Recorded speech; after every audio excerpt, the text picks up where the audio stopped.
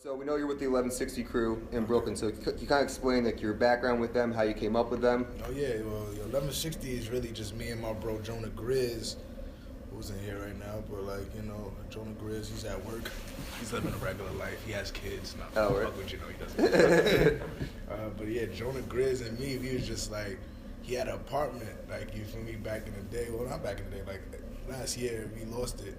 Like we stopped paying rent and shit because it was like bad mold in there. But it was like a 1-bedroom apartment, and basically we was just in there, and it was just a bunch of us, like, you feel me, just living in this 1-bedroom apartment, like 12 of us almost. Damn. Just mad of us, just like constantly working, like, you feel me, a couple cool people lived there, you know what I mean? Was like the consistent 12 people together, like people rolling it was just in and like, out? it was like an orphanage, so it was like people coming in, people coming out, like people returning, leaving, Gotcha. like, it was always like, but at the end of the day, it was always me, Jonah and Los, which is Jonah's little brother. And, everybody that was around always came around. But, like, for the most part, that was our crib. And, we just spent a lot of our times there, like, a lot of time there just, like, absolutely broke and with no hope. Just like, we got to make something happen. So kind of the group together was like you guys, building hope together, feeding off each other. You guys making music? Yeah, he was making I mean, like, well, Jonah makes music, but Jonah's like more of like the curator or like, the creative insight or like like the DJ Khaled, creative, like like a facilitator like, kind of person. Yeah, like a lot like that. Like always motivational, always telling you who not to fuck with, who to fuck with. It's funny that you said DJ Khaled and he said motivational. Like, yeah, man. DJ Khaled's the most motivational person on the internet right now. Right now, he's been the most motivational person ever. He's the man. I look forward to his Snapchat every day. Did you ever see his interview in Hot 97 with Rosenberg and Ebro? Oh, he's accurate? Accurate, yeah, exactly. Yeah. But it's like amazing how off he goes. But it's like, accurate almost sounds more accurate than accurate. He says it, I'm just like, I know what you're saying, bro. Like, I love when he tries to say jewelry. I got all jewelry. It's jewelry. Jewelry. That's hilarious. Accurate sounds better than accurate. I'll give you that right now. Accurate. Accurate. It just sounds bad funny. Accurate. I'm trying to be accurate. It's like saying Nathan for nothing. You know what I'm saying? Accurate is like the new accurate. Like. He's just Damn, you heard it here first. There you go. Right here. He's making a new language right here.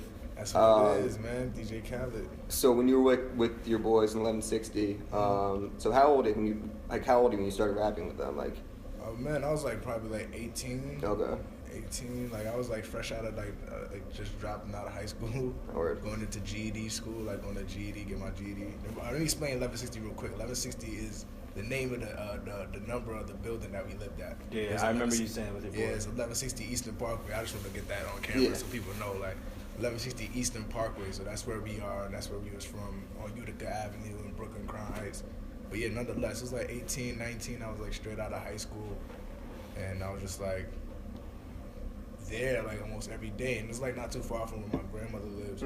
So I was just always there. Like I used to cut school there, and then eventually just stop going to school and be there. Like, did you like stop going to school because you didn't see a point anymore? You wanted to continue rapping, or you were just like kind of done with it?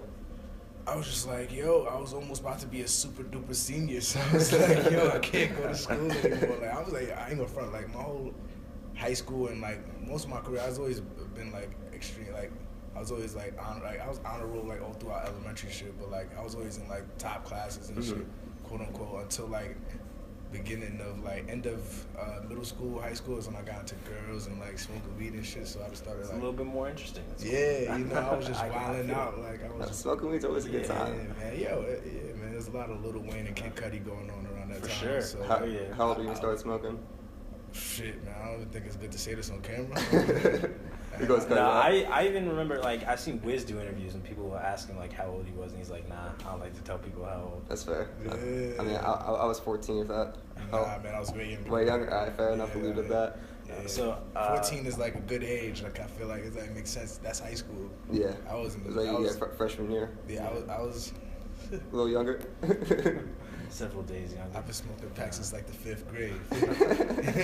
But with 1160 though, do you think you kind of you were just living there essentially? Yeah, 1160. Do you think living there kind of at that point there was a moment where you were like, yeah, I want to make music. I mean, like, I was my making career. music before that, like all throughout high school. Like I was cool, like Pro Era and shit, like Phony People. I was around the phonies heavy, so like I was making music. But 1160 definitely added like a certain seasoning to my like. It was a little bit of like cause like. I mean, it was the first time I was on my own. Yeah, you know, for real. yeah, Like, exactly. you know, Like the I way you're moved out. describing it was like it was almost out of like financial necessity. Yeah. So like when you start thinking about finances, Yeah. and then like you also have this thing you're really passionate about. Yeah, it like, made that's it why made I'm it kind of crazy. like maybe that was like a moment where you're like I need to make money. Hell I need to yeah. provide for myself. Like I'm That's living a on my fact. own with my boys Well, here. Also, So- I feel like definitely help shape your rhymes to a certain extent Oh, yeah, because like man. that's life experience right there, which is rapping is based off life experiences for the most part, and that Uh-huh. helped give you a lot of Yeah, that. man, it gave me a lot of it, man. Like Do you it was think- like before that, it gave me a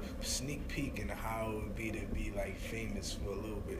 Just being that young with my own crib, Mhm. like my own place where I could bring bitches and shit. Like you feel me? Like there was nonstop. Like I ain't gonna front. Like in that time, it was like going away to college, like almost. Yeah, like, you feel me? yeah. But in the hood and Yeah. like no college, no school, so it just like, Just on your own. my like pussy getting ratios. It's your own Well, bedroom. when you have your own, like, it's funny when you say that because like Yeah. I mean I grew up with my parents, I couldn't bring girls back to my house really, Yeah. but like when I got to school, like it was just. Oh This is my shit! place. I can Yo. bring girls back here. Like roommate, you gotta get out for a minute, but like you can actually bring girls back, which is Man, I just was a- fucking girls right in front of my friends. in front of my, sorry to the women. Whipping out the cameras. No cameras are involved, man. We got respect for everybody that I Yo, have yo, sex yo, with. you in, bro? Yeah, I'm in. Feel good? All right, check back with you later. Like, it would be so casual. Like I'll be having sex on the couch and like people just like be getting water from the fridge, Stabbing people up as they walk not by. looking, not even worried about what I'm doing. Like it was dope, man. That's how you know you got a good crew of homies right there. Yeah, man. Like nobody just ever walk tried. on there. Nobody ever tried to ask for the train. Nobody made shit uncomfortable. Like, it was real cool. No one's trying Gotta to hop in hop real on my quick. shit. You know, Tag team. It's immediate. Like nah, man. We was Gucci though, man. It was good times, man. Just being in that crib. So, when you met, so is that kind of how you got associated with Dime a Dozen? Oh yeah, that's how I met with. Because he was Dom. Phony People, right? Yeah, he's Phony People. He Okay. was Phony People by the time. He's now 1160. Yeah, Yeah. because like you have, I think it's your, what's the song? White Lines. You have a video out for it, and you're all chilling and eating together, and like you Oh, see yeah, Dime a yeah. Dozen in the video Yeah, too. yeah, Like, yeah, so yeah, is that yeah. like your whole crew right there, basically? I mean, it's way more, but it's crazy. But nah, yeah, that's pretty much it. Like Dom's, you know what I mean? My boys Matt and John, they got a dope ass clothing line called Sour Gale, which is like pretty much a ginger ale Schweppes can, but it's like getting a bunch of fucking like people follow it. It's dope, like, cause that's a really lifestyle that we live. Like, Yeah. They lived at 1160 for a little bit, so I mean. So it has like the heart and the clothing line, basically. Yeah, you know, it's what I got that mean? flavor. Yeah, that's it. And it's not like an 1160 clothing line, Mhm. like you feel me. So It's not like an affiliate merch. kind of, This like- is just like our lifestyle, Yeah. being brought to you. Like really, what 1160 is, it's a culture. You know what I mean? So like, I feel like that represents it even more, like as opposed to just dropping 1160 merch. Like you know what I mean? Like we're gonna do That's that really eventually, cool. but like as of now, we're just developing the aesthetic. Okay. So, do you think within that 1160 culture, obviously, music's a big part of it for sure. Very good. But beyond hip hop, do you think there's a lot of other Oh, yeah, influences from man. other genres that have to do with that kind of culture? I mean, yeah, Because you can man. hear it in your music for Yeah, sure. man. I'm like really into like a bunch of weird shit, man. Like I like fucking fiend over like Quentin Tarantino and shit. I love Quentin Tarantino. Yeah, anything Quentin Tarantino, I'm all for it. Anything, you know, anime, anything like dystopia, sci-fi, like futuristic, fucked up world. I fuck with like, I just fuck with a bunch of weird things, like you know what I mean.